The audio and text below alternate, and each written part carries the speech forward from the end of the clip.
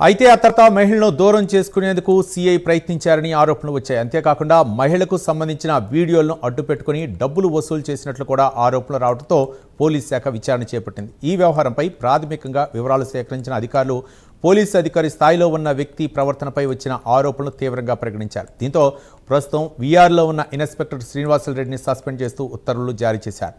Police శాఖలో పనిచేసే అధికారులు ప్రజలకు రక్షణ కల్పించాల్సిన బాధ్యతతో ఉంటారని, వారి ప్రవర్తనపై ఎలాంటి ఆరోపణ వచ్చినా నిష్పక్షపాతంగా విచారణ జరుపుతామని ఉన్నతాధికారులు స్పష్టం చేస్తున్నారు. మరోవైపు ఈ కేసులో మరిన్ని వివరాలు సేకరించే పనిలో అధికారులు ఉన్నారు.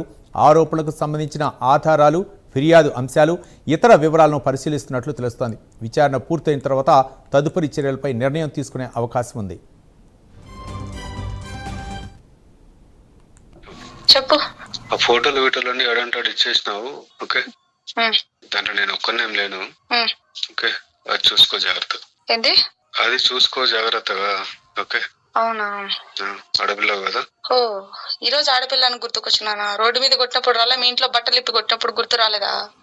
ఎవరిని కొట్టిరో లిఫ్ట్ లో బట్టలు ఇప్పి కుట్టినప్పుడు గుర్తు రాలేదా ఆడపిల్లని? చెప్తున్నా. ఆడపిల్ల డ్రెస్ చింపి కొట్టినప్పుడు గుర్తు రాలేదా? ఈ బుద్ధి గుర్తుకొచ్చినాను ఆడపిల్లనని. నా జీవితం బొగ్గుపాలు చేసి ఈ బుద్ధి ఆడపిల్లనని గుర్తుకొచ్చినానా? రోడ్డు మీద పెట్టినవే నన్ను తెచ్చి అన్యాయం చేసి పెట్టారే. ఇంకేం చేసేస్తారు? మీరు పెట్టారు.